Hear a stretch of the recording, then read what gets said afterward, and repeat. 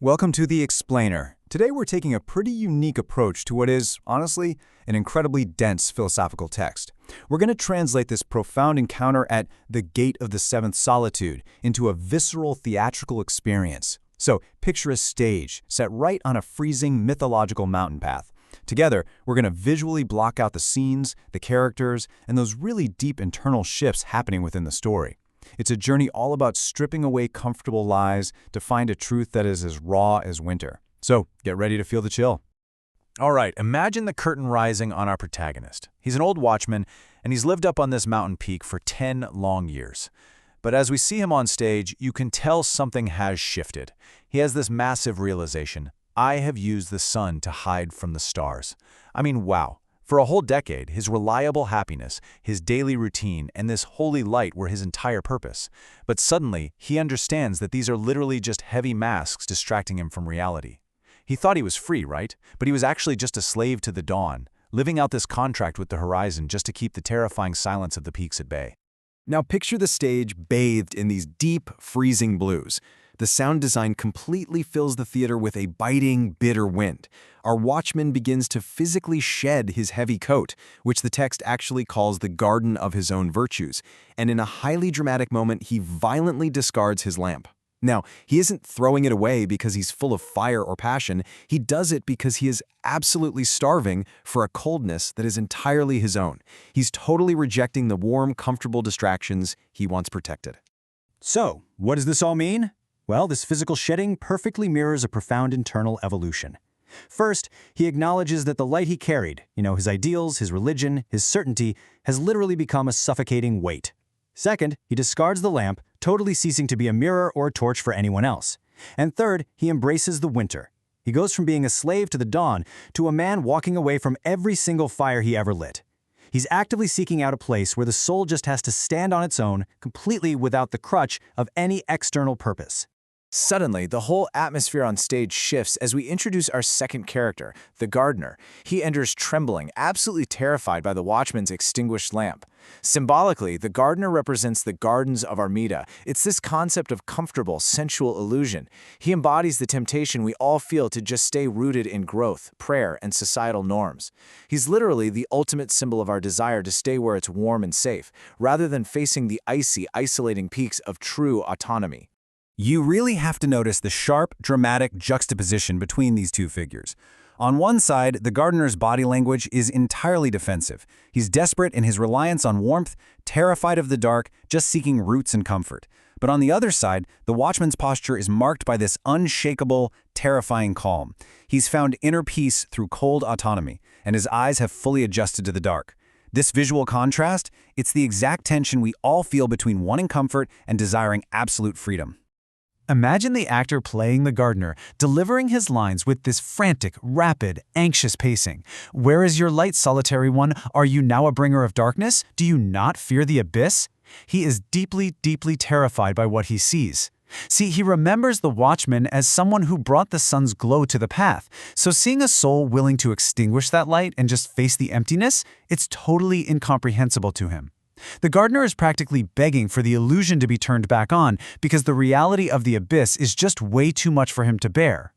And as an audience, we hold here for a huge dramatic pause. The stage direction demands total, icy stillness. The watchman stops pacing. He looks straight through the trembling gardener, as if the old man were made of glass. All the ambient sound drops out. The silence at the peaks presses heavily in on us. It's one of those breathless moments in a performance where the tension is so thick you could cut it with a knife, right as the watchman prepares his devastating, resonant reply. Then, the watchman finally speaks, and he does it with slow, absolute conviction. He tells the gardener that he no longer praises the sun for shining. Instead, he praises the eye that can endure the dark when the sun fails. He says, "I have found a more honest light. It is the light of the wound that will not heal." This is such a powerful realization. That wound, it represents the painful awareness of existence without any inherent, comforting purpose. And that painful awareness is far more honest than any comforting lie the sun could ever provide. So, this brings us to the true nature of the seventh solitude.